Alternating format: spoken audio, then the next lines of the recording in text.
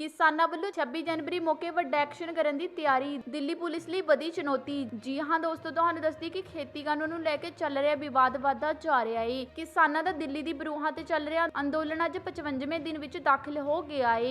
ਇਸ ਦੇ ਨਾਲ ਹੀ ਕਿਸਾਨ ਸਰਕਾਰ ਤੇ ਦਬਾਅ ਬਣਾਉਣ ਲਈ ਹੁਣ 26 ਜਨਵਰੀ ਨੂੰ ਵੱਡਾ ਵਿਰੋਧ ਪ੍ਰਦਰਸ਼ਨ ਕਰਨ ਦੀ ਤਿਆਰੀ ਵਿੱਚ ਹੈ।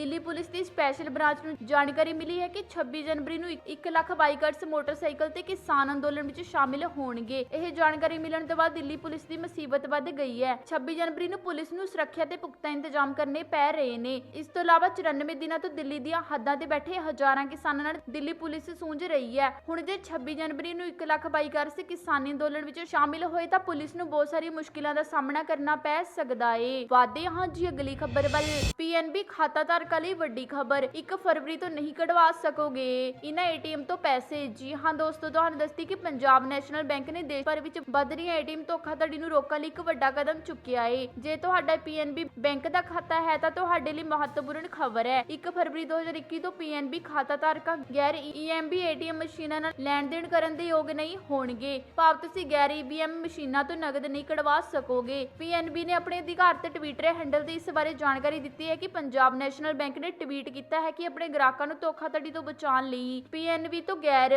ਈਵੀਐਮ ਏਟੀਐਮ ਮਸ਼ੀਨਾਂ ਤੋਂ ਲੈਣ ਦੇਣ ਗੈਰ ਵਿੱਤੀ ਤੇ ਪਾਬੰਦੀ ਲੱਗੇਗੀ। ਬੈਂਕ ਨੇ ਕਿਹਾ ਕਿ ਧੋਖਾਧੜੀ ਦੇ ਵੱਧ ਰਹੇ ਮਾਮਲਿਆਂ ਦੇ ਮੱਦੇਨਜ਼ਰ ਪੀਐਨਬੀ ਨੇ ਇਹ ਕਦਮ ਚੁੱਕਿਆ ਹੈ ਤਾਂ ਜੋ ਖਾਤਾਧਾਰਕਾਂ ਦਾ ਪੈਸਾ ਸੁਰੱਖਿਆ ਰਵੇ। ਵਾਧੇ ਹਾਂ ਜੀ ਅਗਲੀ ਖਬਰ ਵੱਲ। ਕਰੋਨਾ ਵੈਕਸੀਨ ਨੂੰ ਲੈ ਕੇ ਲੋਕਾਂ 'ਚ ਫੈਲਿਆ ਡਰ, ਏਮਸ ਦੇ ਡਾਇਰੈਕਟਰ ਨੇ ਇੰਜ ਕੀਤਾ ਦੂਰ। ਜੀ ਹਾਂ ਦੋਸਤੋ, ਤੁਹਾਨੂੰ ਦੱਸਦੀ ਕਿ ਕਰੋਨਾ ਵਾਇਰਸ ਟੀਕਾਕਰਨ ਨੂੰ ਲੈ ਕੇ ਲੋਕਾਂ ਵਿੱਚ ਕਈ ਤਰ੍ਹਾਂ ਦੀ ਚਿੰਤਾਵਾਂ ਨੇ। ਇਸ ਦੌਰਾਨ ਏਮਸ ਦੇ ਡਾਇਰੈਕਟਰ ਰਣਦੀਪ ਗੁਲੇਰੀਆ ਨੇ ਸੋਮਵਾਰ ਨੂੰ ਭਰੋਸਾ ਦਿੰਦੇ ਹੋਏ ਕਿਹਾ ਕਿ ਕੋਈ ਵੀ ਵਿਅਕਤੀ ਟੀਕੇ ਨਾਲ ਨਹੀਂ ਮਰੇਗਾ। ਕੋਵਿਡ ਟੀਕਾਕਰਨ ਦੀ ਮੁਹਿੰਮ 16 ਜਨਵਰੀ ਨੂੰ ਸ਼ੁਰੂ ਹੋਈ ਸੀ ਤੇ ਪਹਿਲੇ 2 ਦਿਨਾਂ ਦੌਰਾਨ ਟੀਕਾਕਰਨ ਤੋਂ ਬਾਅਦ 447 ਪ੍ਰਤੀਕੂਲ ਪ੍ਰਤੀਕਰਮ ਦੇ ਮਾਮਲੇ ਸਾਹਮਣੇ ਆਏ ਨੇ, ਜਿਨ੍ਹਾਂ ਵਿੱਚ ਜ਼ਿਆਦਾਤਰ ਮਾਮਲੇ ਸਾਈਡ ਇਫੈਕਟ ਦੇ ਸੀ, ਜਦਕਿ 3 ਮਰੀਜ਼ਾਂ ਨੂੰ ਹਸਪਤਾਲ ਵਿੱਚ ਦਾਖਲ ਕਰਵਾਉਣਾ ਪਿਆ। ਟੀਕੇ ਲਗਾਉਣ ਤੋਂ ਬਾਅਦ ਸਾਈਡ ਇਫੈਕਟ ਐਲਰਜੀ ਬਾਰੇ ਰਣਦੀਪ ਗੁਲੇਰੀਆ ਨੇ ਕਿਹਾ ਕਿ ਸਾਨੂੰ ਮਾਮੂਲੀ ਸਾਈਡ ਇਫੈਕਟ ਤੋਂ ਡਰਨ ਦੀ ਕੋਈ ਲੋੜ ਨਹੀਂ। ਜੇ ਤੁਸੀਂ ਕੋਈ ਦਵਾਈ ਲੈਂਦੇ ਹੋ ਤਾਂ ਕੁਝ ਐਲਰਜੀ ਵਾਲੀ ਪ੍ਰਤੀਕਿਰਿਆ ਹੋ ਸਕਦੀ ਹੈ। ਅਜਿਹੀ ਰਿਐਕਸ਼ਨ ਕੋਸਿੰਗ ਪੈਰਾਸੀਟਾਮੋਲ ਨਾਲ ਵੀ ਹੋ ਸਕਦਾ ਏ। ਵਾਧੇ ਹਾਂ ਜੀ ਅਗਲੀ ਖਬਰ ਵੱਲ।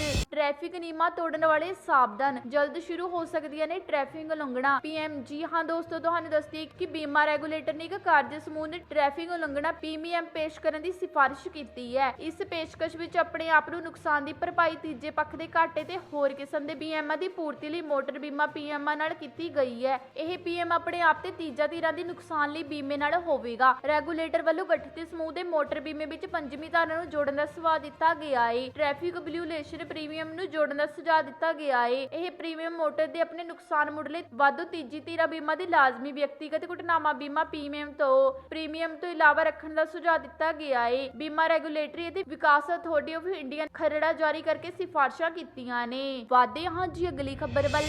WhatsApp ਦੀ ਨਵੀਂ ਪ੍ਰਾਈਵੇਸੀ ਪਾਲਿਸੀ ਨਾਲ ਹਾਹਾਕਾਰ, 82 ਭਾਰਤੀ WhatsApp ਛੱਡਣ ਲਈ ਤਿਆਰ। ਹਾਂ ਦੋਸਤੋ, ਤੁਹਾਨੂੰ ਦੱਸਦੀ ਕਿ WhatsApp ਪਾਲਿਸੀ ਅਪਡੇਟ ਕਰਨਾ ਕੰਪਨੀ ਲਈ ਮੁਸੀਬਤ ਬਣ ਗਿਆ ਹੈ। WhatsApp ਨੇ ਆਪਣੀ ਨਵੀਂ ਨੀਤੀ ਵਿੱਚ ਕਿਹਾ ਸੀ ਉਹ ਉਪਭੋਗਤਾਵਾਂ ਨਾਲ ਡੇਟਾ ਤੇ Facebook ਸਣੇ ਕੰਪਨੀਆਂ ਨਾਲ ਸਾਂਝ ਕਰੇਗੀ। ਇਸ ਦੇ ਨਾਲ ਹੀ ਹੁਣ ਭਾਰਤੀ ਯੂਜ਼ਰ ਨੇ WhatsApp ਤੋਂ ਦੂਰੀ ਬਣਾਉਣਾ ਸ਼ੁਰੂ ਕਰ ਦਿੱਤਾ ਹੈ। ਇੱਕ ਤਾਜ਼ਾ ਸਰਵੇਖਣ ਨੇ ਦਿਖਾਇਆ ਕਿ ਭਾਰਤ ਵਿੱਚ ਸਿਰਫ 18% ਉਪਭੋਗਤਾ WhatsApp ਦੀ ਵਰਤੋਂ ਜਾਰੀ ਰੱਖ ਸਕਦੇ ਨੇ, ਜਦਕਿ 36% ਉਪਭੋਗਤਾਵਾਂ ਨੇ ਸੰਭਾਵਨਾ ਜ਼ਾਹਿਰ ਕੀਤੀ ਹੈ ਕਿ ਉਹ WhatsApp ਦੀ ਵਰਤੋਂ ਨੂੰ ਘਟਾਉਣਗੇ। ਇਸ ਤੋਂ ਇਲਾਵਾ 15% ਉਪਭੋਗਤਾਵਾਂ ਨੇ ਗੋਪਨੀਯਤਾ ਵਿਵਾਦ ਦੇ ਵਿਚਕਾਰ ਐਪੀ ਨੂੰ ਪੂਰੀ ਤਰ੍ਹਾਂ ਬੰਦ ਕੀਤੇ ਜਾਣ ਦੀ ਉਮੀਦ ਕੀਤੀ ਹੈ। ਵਾਧੇ ਹਾਂ ਜੀ ਅਗਲੀ ਖਬਰ ਵੱਲ। 10ਵੀਂ ਪਾਸ ਲਈ ਸਰਕਾਰੀ ਨੌਕਰੀ ਦਾ ਸੁਨਹਿਰਾ ਮੌਕਾ, 15 ਸਾਲ ਦੀ ਉਮਰ ਵਾਲੇ ਵੀ ਕਰ ਸਕਦੇ ਨੇ ਅਪਲਾਈ। ਜੀ ਹਾਂ ਦੋਸਤੋ, ਤੁਹਾਨੂੰ ਦੱਸਦੀ ਕਿ ਰੇਲਵੇ ਵਿੱਚ ਨੌਕਰੀ ਕਰਨਾ ਚਾਹੁੰਦੇ ਨੇ ਤਾਂ ਨੌਜਵਾਨਾਂ ਲਈ ਖੁਸ਼ਖਬਰੀ। ਬਨਾਰਸ ਲੋਕੋ ਮੈਟ੍ਰਿਕ ਵਰਕਰ ਨੇ ਟ੍ਰੇਨੀ ਅਪੈਟਿਸ਼ ਦੀਆਂ ਅਸਾਮੀਆਂ ਲਈ ਭਰਤੀ ਖੋਲ ਦਿੱਤੀ ਹੈ। ਇੱਥੇ ਕੁੱਲ 374 ਅਸਾਮੀਆਂ ਭਰੀਆਂ ਜਾਣੀਆਂ ਨੇ। ਯੋਗ ਅਤੇ ਚਾਹਵਾਨ ਉਮੀਦਵਾਰਾਂ ਨੂੰ 15 ਫਰਵਰੀ 2021 ਤੱਕ ਅਪਲਾਈ ਕਰ ਸਕਦੇ ਨੇ। ਉਹਨਾਂ ਨੌਜਵਾਨਾਂ ਲਈ ਜੋ ਸਰਕਾਰੀ ਨੌਕਰੀ ਕਰਨਾ ਚਾਹੁੰਦੇ ਨੇ, ਇਹ ਇੱਕ ਵਧੀਆ ਮੌਕਾ ਹੈ।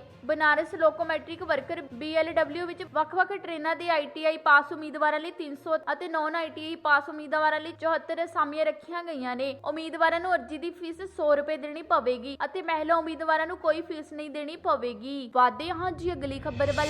ਕੈਪਟਨ ਦੀ ਮੋਦੀ ਨੂੰ ਸਲਾਹ, ਹੁਣ ਕੰਮ ਨਹੀਂ ਆਵੇਗੀ ਕਿਸਾਨਾਂ ਨੂੰ ਡਰਾਉਣ ਧਮਕਾਉਣ ਦੀ ਨੀਤੀ। ਜੀ ਹਾਂ ਦੋਸਤੋ, ਤੁਹਾਨੂੰ ਦੱਸਦੀ ਕਿ ਖੇਤੀ ਕਾਨੂੰਨਾਂ ਦੇ ਖਿਲਾਫ ਚੱਲ ਰਹੇ ਕਿਸਾਨੀ ਸੰਘਰਸ਼ ਵੱਧਦੇ ਕਦਮਾਂ ਨੂੰ ਠੱਲਣ ਲਈ ਕੇਂਦਰ ਸਰਕਾਰ ਅੱਡੀ ਚੋਟੀ ਦਾ ਜ਼ੋਰ ਲਗਾ ਰਹੀ ਹੈ। ਕਈ ਕਿਸਾਨ ਆਗੂਆਂ ਨੇ ਉਹਨਾਂ ਦੇ ਹਮਾਇਤੀਆਂ ਨੂੰ ਕੌਮੀ ਜਾਂਚ ਏਜੰਸੀ ਵੱਲੋਂ ਭੇਜੇ ਗਏ ਨੋਟਿਸਾਂ ਨੂੰ ਵੀ ਇਸੇ ਦਿਸ਼ਾ ਵਿੱਚ ਚੁੱਕੇ ਗਏ ਕਦਮਾਂ ਵਜੋਂ ਵੇਖਿਆ ਜਾ ਰਿਹਾ ਹੈ। ਇਸ ਤੋਂ ਬਾਅਦ ਕੇਂਦਰ ਸਰਕਾਰ ਵਿਰੋਧੀ ਧਿਰਾਂ ਦੇ ਨਿਸ਼ਾਨੇ ਤੇ ਆ ਗਈ ਹੈ। ਪੰਜਾਬ ਦੇ ਮੁੱਖ ਮੰਤਰੀ ਕੈਪਟਨ ਅਮਰਿੰਦਰ ਸਿੰਘ ਨੇ ਵੀ ਕੇਂਦਰ ਦੇ ਇਸ ਵਤੀਰੇ ਦੀ ਨਿੰਦਾ ਕਰਦੇ ਹੋਏ ਸਰਕਾਰ ਨੂੰ ਅਜਿਹੇ ਹੱਥਕੰਡੇ ਵਰਤਣ ਤੋਂ ਸਾਵਧਾਨ ਕੀਤਾ ਹੈ। ਕੈਪਟਨ ਨੇ ਕੇਂਦਰ ਨੂੰ ਮੁਖਤਬ ਹੁੰਦਿਆਂ ਕਿਹਾ ਕਿ ਡਰਾਉਣ ਧਮਕਾਉਣ ਵਾਲੇ ਹੱਥਕੰਡੇ ਕਿਸਾਨਾਂ ਦੇ ਮਨਸੂਬਿਆਂ ਨੂੰ ਪਿਛਲੇ ਪੈਰੀ ਕਰਨ ਦੀ ਥਾਂ ਉਹਨਾਂ ਨੂੰ ਆਪਣੇ ਹੱਕਾਂ ਤੇ ਭਵਿੱਖ ਦੀ ਲੜਾਈ ਲੜਨ ਲਈ ਹੋਰ ਮਜ਼ਬੂਤ ਕਰਨਗੇ। ਕੈਪਟਨ ਨੇ ਸਵਾਲ ਕੀਤਾ ਹੈ ਕਿ ਕਿਸਾਨ ਵੱਖਵਾਦੀ ਤੇ ਅੱਤਵਾਦੀ ਜਾਪਦੇ ਨੇ। ਕੇਂਦਰ ਨੂੰ ਅਜਿਹੇ ਢੰਗ ਤਰੀਕਿਆਂ ਤੋਂ ਸਾਵਧਾਨ ਕਰਦਿਆਂ ਮੁੱਖ ਮੰਤਰੀ ਨੇ ਕਿਹਾ ਕਿ ਅਜਿਹੇ ਉੱਚੇ ਢੰਗ ਤਰੀਕੇ ਕਿਸਾਨਾਂ ਨੂੰ ਸਖਤ ਅਪਣਾਉਣ ਲਈ ਮਜ਼ਬੂਤ ਕਰਨਗੇ, ਜਿਸ ਨਾਲ ਨਜਿੱਠਣਾ ਸਰਕਾਰ ਨੂੰ ਔਖਾ ਹੋਵੇਗਾ। ਉਹਨਾਂ ਨੇ ਕੇਂਦਰ ਸਰਕਾਰ ਦੀ ਨੀਤੀ ਤੇ ਸਵਾਲ ਉਠਾਉਂਦੇ ਕਿਹਾ ਅਜਿਹੀਆਂ ਡਰਾਉਣ ਕਾਰਵਾਈਆਂ ਦੇ ਜ਼ਰੀਏ ਕਿਸਾਨਾਂ ਦੇ ਸੰਘਰਸ਼ ਨੂੰ ਦਬਾਉਣ ਤੇ ਤੁਲੀ ਹੋਈ ਹੈ। ਕੈਪਟਨ ਅਮਰਿੰਦਰ ਸਿੰਘ ਨੇ ਚੇਤਾਵਨੀ ਦਿੰਦੇ ਹੋਏ ਕਿਹਾ ਕਿ ਜੇ ਸਥਿਤੀ ਹੱਥੋਂ ਬਾਹਰ ਨਿਕਲ ਗਈ ਤਾਂ ਇਸ ਤੇ ਕਾਬੂ ਪਾਉਣ ਲਈ ਭਾਜਪਾ ਨੇ ਸਭ ਤੋਂ ਸ਼ਕਤੀਸ਼ਾਲੀ ਆਗੂ ਵੀ ਕੁਝ ਨਹੀਂ ਕਰ ਸਕਣਗੇ। ਮੁੱਖ ਮੰਤਰੀ ਨੇ ਕਿਹਾ ਕਿ ਕੇਂਦਰ ਸਰਕਾਰ ਖੇਤੀ ਕਾਨੂੰਨਾਂ ਕਾਰਨ ਪੈਦਾ ਹੋਏ ਕਿਸਾਨੀ ਸੰਕਟ ਨੂੰ ਹੱਲ ਕਰਨ ਦੀ ਥਾਂ ਅੰਦੋਲਨਕਾਰੀ ਕਿਸਾਨਾਂ ਤੇ ਉਹਨਾਂ ਦੀ ਹਮਾਇਤੀਆਂ ਨੂੰ ਸਤਾਉਣ ਦੀ ਕੋਸ਼ਿਸ਼ ਕਰ ਰਹੀ ਹੈ। ਇਸ ਤੋਂ ਇਲਾਵਾ ਕੇਂਦਰ ਸਰਕਾਰ ਦੀ ਕਿਸਾਨ ਪ੍ਰਤੀ ਸੋਚ ਦਾ ਪਤਾ ਚੱਲਦਾ ਹੈ। ਉਹਨਾਂ ਨੇ ਕਿਹਾ ਕਿ ਪੰਜਾਬੀ ਸੁਭਾਅ ਤੋਂ ਇਸ ਜੁਝਾਰੂ ਹੁੰਦੇ ਨੇ ਅਤੇ ਉਹਨਾਂ ਦੀ ਜੂਝਣ ਦੀ ਭਾਵਨਾ ਉਹਨਾਂ ਨੂੰ ਦੁਨੀਆ ਵਿੱਚ ਸਰਵੋਤਮ ਯੋਧੇ ਬਣਾਉਂਦੀ ਹੈ। ਵਾਦੇ ਹਾਂ ਜੀ ਅਗਲੀ ਖਬਰ ਵੱਲ।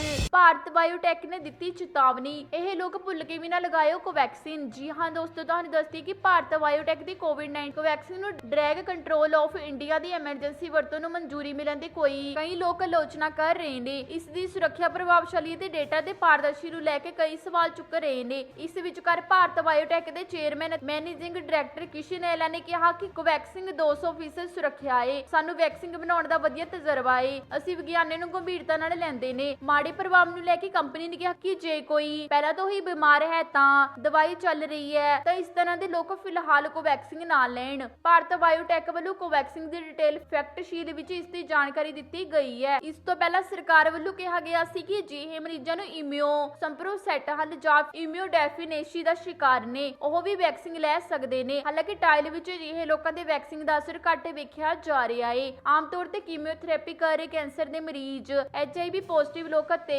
ਸਟੀਰੋਇਡ ਲੈਣ ਵਾਲੇ ਲੋਕ ਇਮਿਊ ਸਪਰੈਸਡ ਹੁੰਦੇ ਨੇ। ਇਸ ਤੋਂ ਇਲਾਵਾ ਭਾਰਤ ਬਾਇਓਟੈਕ ਨੇ ਵੀ ਇਹ ਕਿਹਾ ਸੀ ਕਿ ਜਿਹੇ ਲੋਕ ਜਿਨ੍ਹਾਂ ਨੂੰ ਖੂਨ ਨਾਲ ਜੁੜੀਆਂ ਬਿਮਾਰੀਆਂ ਨੇ ਜਾਂ ਬਲੱਡ ਥਿਨਰਸ ਦੇ ਸ਼ਿਕਾਰ ਨੇ ਉਹ ਵੀ ਕੋਵੈਕਸਿਨ ਦੀ ਖੁਰਾਕ ਨਾ ਲੈਣ। ਇੱਥੇ ਜੋ ਵੀ ਫਿਲਹਾਲ ਬਿਮਾਰ ਹਨ, ਕੁਝ ਦਿਨਾਂ ਤੋਂ ਬੁਖਾਰ ਹੈ ਜਾਂ ਕੋਈ ਅਲਰਜੀ ਹੈ, ਉਹਨਾਂ ਨੂੰ ਵੀ ਕੋਵੈਕਸਿਨ ਦੀ ਡੋਜ਼ ਨਹੀਂ ਲੈਣੀ ਚਾਹੀਦੀ। ਵਾਦੇ ਹਾਂ ਜੀ ਅਗਲੀ ਖਬਰ ਵੱਲ। ਪੰਜਾਬ ਵਿੱਚ ਘਪਲਾ ਰੋਕਣ ਲਈ ਕੇਂਦਰ ਸਰਕਾਰ ਨੇ ਚੁੱਕਿਆ ਕਦਮ, ਬਦਲੀਆਂ ਸਕਾਲਰਸ਼ਿਪ ਯੋਜਨਾ ਦੀਆਂ ਸ਼ਰਤਾਂ। ਜੀ ਹਾਂ ਦੋਸਤੋ, ਤੁਹਾਨੂੰ ਦੱਸਦੀ ਕਿ Chandigarh SC post matric scholarship ਵਿੱਚ ਦੁਬਾਰਾ ਕੋਈ ਘਪਲਾ ਨਾ ਹੋਣ ਤੇ ਯਕੀਨੀ ਬਣਾਉਣ ਲਈ ਕੇਂਦਰ ਸਰਕਾਰ ਨੇ ਆਪਣੀ ਨਵੀਂ ਸਕਾਲਰਸ਼ਿਪ ਸਕੀਮ ਵਿੱਚ ਕਈ ਬਦਲਾਵ ਕੀਤੇ ਨੇ। ਇਹਨਾਂ ਵਿੱਚ ਤਬਦੀਲੀਆਂ ਨੂੰ ਪੰਜਾਬ ਸਰਕਾਰ ਨੇ ਵੀ ਪ੍ਰਵਾਨਗੀ ਦਿੱਤੀ ਹੈ ਅਤੇ ਸਾਲ 2021-22 ਵਿੱਚ ਕੇਂਦਰ ਸਰਕਾਰ ਨੂੰ 563 ਕਰੋੜ ਰੁਪਏ ਦੀ ਰਾਸ਼ੀ ਦੀ ਮੰਗ ਕੀਤੀ ਹੈ। ਨਵੀਂ ਸਕੀਮ ਅਨੁਸਾਰ ਕੇਂਦਰ ਤੋਂ ਵਿਦਿਆਰਥੀਆਂ ਨੂੰ ਕੁੱਲ ਫੀਸ 60% ਅਤੇ ਰਾਜ ਸਰਕਾਰ ਨੂੰ 40% ਖਰਚ ਕਰਨ ਦਾ ਪ੍ਰਬੰਧ ਕੀਤਾ ਗਿਆ ਹੈ। ਕੇਂਦਰ ਸਰਕਾਰ ਨੇ ਨਵੀਂ ਯੋਜਨਾ ਵਿੱਚ ਕਿਹਾ ਕਿ ਕਾਲਜਾਂ ਨੂੰ ਸਿੱਧੇ ਵਜ਼ੀਫੇ ਦੇਣ ਦੀ ਬਜਾਏ ਇਹ ਰਕਮ ਵਿਦਿਆਰਥੀਆਂ ਦੇ ਖਾਤੇ ਵਿੱਚ ਜਮ੍ਹਾਂ ਕਰ ਦਿੱਤੀ ਜਾਵੇਗੀ, ਜਦਕਿ ਰਾਜ ਸਰਕਾਰ ਆਪਣੇ ਹਿੱਸੇ ਵਿੱਚ 40% ਜਮ੍ਹਾਂ ਨਹੀਂ ਕਰਵਾਉਂਦੀ। ਉਦੋਂ ਤੱਕ ਕੇਂਦਰ ਸਰਕਾਰ ਨੂੰ ਵਿਦਿਆਰਥੀਆਂ ਦੇ ਖਾਤੇ ਵਿੱਚ ਆਪਣਾ ਹਿੱਸਾ ਨਹੀਂ ਪਵੇਗਾ। ਇਸ ਦੇ ਨਾਲ ਹੀ ਇਸ ਸਕੀਮ ਤਹਿਤ ਵਿਦਿਆਰਥੀਆਂ ਦੇ ਆਧਾਰ ਕਾਰਡ ਨਾਲ ਜੁੜੇ ਬੈਂਕ ਖਾਤੇ ਹੀ ਲਏ ਜਾਣਗੇ। ਰਾਜ ਦੇ ਸਮਾਜਿਕ ਸ਼ਕਤੀਕਰਨ ਵਿਭਾਗ ਦੀ ਤਰਫੋਂ ਵਿਦਿਆਰਥੀਆਂ ਨੂੰ ਨਵੀਂ ਯੋਜਨਾ ਤਹਿਤ ਵਜ਼ੀਫੇ ਲਈ ਦੁਬਾਰਾ ਅਰਜ਼ੀ ਦੇਣ ਲਈ ਕਿਹਾ ਗਿਆ ਹੈ। ਦਰਅਸਲ ਇਹ ਕੇਂਦਰ ਸਰਕਾਰ ਕਰ ਰਹੀ ਹੈ ਕਿਉਂਕਿ ਇਸ ਤੋਂ ਪਹਿਲਾਂ ਸਾਲ 2012 ਤੋਂ ਲੈ ਕੇ 17 ਤੱਕ ਚੱਲੀ ਇਸ ਯੋਜਨਾ ਵਿੱਚ ਕਾਲਜਾਂ ਦੇ ਜਾਲੀ ਦਾਖਲਾ ਦਿਖਾ ਕੇ ਕਰੋੜਾਂ ਰੁਪਏ ਦਾ ਘਪਲਾ ਕੀਤਾ ਸੀ। ਇਹ ਪ੍ਰਗਟਾਵਾ ਹਾਈ ਕੋਰਟ ਦੇ ਸਾਬਕਾ ਜੱਜ ਤੇ ਸਾਬਕਾ ਵਿਧਾਇਕ ਨਿਰਮਲ ਸਿੰਘ ਦੀ ਅਗਵਾਈ ਵਾਲੀ ਵਿਧਾਨ ਸਭਾ ਦੀ ਕਮੇਟੀ ਨੇ ਕੀਤਾ ਹੈ। ਰਿਪੋਰਟ ਵਿੱਚ ਕਿਹਾ ਗਿਆ ਸੀ ਕਿ ਕਾਲਜਾਂ ਨੇ ਸਕਾਲਰਸ਼ਿਪ ਦੀ ਰਕਮ ਲੈਣ ਲਈ ਇੱਕੋ ਵਿਦਿਆਰਥੀ ਦੇ 3 ਕਾਲਜਾਂ ਵਿੱਚ ਦਾਖਲਾ ਦਿਖਾਇਆ ਹੈ। ਤੱਥ ਇਹ ਵੀ ਸਾਹਮਣੇ ਆਇਆ ਕਿ ਸੂਬਾ ਸਰਕਾਰ ਆਪਣੇ ਹਿੱਸੇ ਦੀ ਰਕਮ ਅਦਾ ਨਹੀਂ ਕਰਨਗੀਆਂ। ਇਸ ਲਈ ਨਵੀਂ ਯੋਜਨਾ ਵਿੱਚ ਕੇਂਦਰ ਸਰਕਾਰ ਨੇ ਹਾਲਾਤ ਬਦਲ ਦਿੱਤੇ ਨੇ। ਇਸ ਸੰਬੰਧ ਵਿੱਚ ਮੁੱਖ ਸਕੱਤਰੀ ਬਿਨੀ ਮਹਾਜਨ ਵੱਲੋਂ ਸਾਰੇ ਵਿਭਾਗਾਂ ਦੇ ਸਕੱਤਰ ਨਾਲ ਬੈਠਕ ਤੋਂ ਬਾਅਦ ਇਹ ਮਾਮਲਾ ਉੱਠਿਆ ਹੈ। ਮੁੱਖ ਸਕੱਤਰ ਨੇ ਕਿਹਾ ਕਿ ਨਵੀਂ ਯੋਜਨਾ ਨੂੰ ਰਾਜ ਸਰਕਾਰ ਨੇ ਮਨਜ਼ੂਰੀ ਦਿੱਤੀ ਹੈ। ਇਸ ਤੋਂ ਪਹਿਲਾਂ ਰਾਜ ਸਰਕਾਰ ਨੇ ਪਿਛਲੇ ਸਾਲ BRB ਅੰਬੇਦਕਰ ਸਕਾਲਰਸ਼ਿਪ ਯੋਜਨਾ ਸ਼ੁਰੂ ਕਰਨ ਦਾ ਐਲਾਨ ਕੀਤਾ ਸੀ। ਇਸ ਲਈ ਬਹੁਤ ਜ਼ਿਆਦਾ ਅਰਜ਼ੀਆਂ ਨਹੀਂ ਆਈਆਂ। ਵਿਭਾਗੀ ਸੂਤਰਾਂ ਦਾ ਕਹਿਣਾ ਹੈ ਕਿ 4 ਜਨਵਰੀ ਤੱਕ ਸਿਰਫ 1.39 ਲੱਖ ਅਰਜ਼ੀਆਂ ਪ੍ਰਾਪਤ ਹੋਈਆਂ ਨੇ। ਵਾਦੇ ਹਾਂ ਜੀ ਅਗਲੀ ਖਬਰ ਵੱਲ। ਸਰਕਾਰੀ ਕਰਮਚਾਰੀਆਂ ਨੂੰ ਨਵੇਂ ਸਾਲ ਦਾ ਤੋਹਫਾ, ਵਧੀਆ ਸੈਲਰੀ ਦੇ ਨਾਲ ਮਿਲੇਗੀ 6 ਮਹੀਨੇ ਦੀ ਤਨਖਾਹ। ਜੀ ਹਾਂ ਦੋਸਤੋ, ਤੁਹਾਨੂੰ ਦੱਸਦੀ ਕਿ ਛੱਤੀਸਗੜ੍ਹ ਸਰਕਾਰ ਦੀ ਲਗਭਗ 5 ਲੱਖ ਕਰਮਚਾਰੀਆਂ ਲਈ ਖੁਸ਼ਖਬਰੀ ਹੈ। ਭੁਪੇਸ਼ ਬਘੇਲ ਸਰਕਾਰ ਮੁਲਾਜ਼ਮਾਂ ਦੀਆਂ ਤਨਖਾਹਾਂ ਤੇ ਬਕਾਇਦੇ ਵਾਧੇ ਨੂੰ ਮਨਜ਼ੂਰੀ ਦੇ ਦਿੱਤੀ ਹੈ। ਵਧੀ ਹੋਈ ਤਨਖਾਹ ਨੂੰ ਜਨਵਰੀ 2021 ਤੋਂ ਲਾਗੂ ਮੰਨਿਆ ਜਾਵੇਗਾ। ਇਹ ਜਾਣਕਾਰੀ ਛੱਤੀਸਗੜ੍ਹ ਦੇ ਵਿੱਤ ਵਿਭਾਗ ਵੱਲੋਂ ਜਾਰੀ ਪ੍ਰੈਸ ਬਿਆਨ ਵਿੱਚ ਦਿੱਤੀ ਗਈ ਹੈ। ਰਾਜ ਸਰਕਾਰ ਦੇ ਕਰਮਚਾਰੀਆਂ ਨੂੰ 1 ਜੁਲਾਈ 2020 ਤੋਂ 31 ਦਸੰਬਰ 2020 ਤੱਕ ਬਕਾਇਆ ਦਿੱਤਾ ਜਾਵੇਗਾ। ਭਾਵ 6 ਮਹੀਨੇ ਦੀ ਤਨਖਾਹ ਬਕਾਇਦੇ ਨਾਲ ਮੁਹੱਈਆ ਕਰਵਾਈ ਜਾਵੇਗੀ। ਇਸ ਤੇ ਰਾਜ ਸਰਕਾਰ 300 ਕਰੋੜ ਰੁਪਏ ਖਰਚ ਕਰੇਗੀ। ਇਸ ਦੌਰਾਨ ਮੀਡੀਆ ਰਿਪੋਰਟਾਂ ਵਿੱਚ ਕਿਹਾ ਗਿਆ ਸੀ ਕਿ ਕੇਂਦਰ ਸਰਕਾਰ ਸਰਕਾਰ ਨੇ ਕਰਮਚਾਰੀ ਨੂੰ ਜਨਵਰੀ 2021 ਵਿੱਚ ਮਹਿੰਗਾਈ ਭੱਤੇ ਵਿੱਚ 4% ਵਾਧਾ ਮਿਲੇਗਾ, ਜਿਸ ਨੂੰ ਸਰਕਾਰ ਦੀ ਮਨਜ਼ੂਰੀ ਮਿਲ ਗਈ ਹੈ। ਮਹਿੰਗਾਈ ਭੱਤੇ ਵਿੱਚ ਇਹ ਵਾਧਾ 7ਵੇਂ ਕੇਂਦਰੀ ਤਨਖਾਹ ਕਮਿਸ਼ਨਰ ਦੇ ਸੁਝਾਅ ਪ੍ਰਵਾਨਿਤ ਫਾਰਮੂਲੇ ਦੇ ਆਧਾਰ ਤੇ ਹੋਵੇਗਾ। ਮਾਰਚ 2020 ਵਿੱਚ ਪ੍ਰਧਾਨ ਮੰਤਰੀ ਮੋਦੀ ਦੀ ਪ੍ਰਵਾਨਗੀ ਵਿੱਚ ਕੈਬਨਿਟ ਦੀ ਬੈਠਕ ਵਿੱਚ ਕੇਂਦਰ ਸਰਕਾਰ ਨੇ ਕਰਮਚਾਰੀਆਂ ਤੇ ਪੈਨਸ਼ਨਾਂ ਨੂੰ ਅਤੇ ਮਹਿੰਗਾਈ ਰਾਹਤ ਦੀ ਵਾਧੂ ਕਿਸ਼ਤ ਦਿੱਤੀ ਗਈ ਸੀ। ਵਿੱਤ ਮੰਤਰਾਲੇ ਨੇ ਦੱਸਿਆ ਕਿ ਮੌਜੂਦਾ ਡੀਏ 17% ਨਾਲ 4% ਵਾਧਾ ਹੋਵੇਗਾ, ਜਿਸ ਦਾ ਅਰਥ ਹੈ ਕਿ ਡੀਏ 21% ਤੱਕ ਵਧੇਗਾ।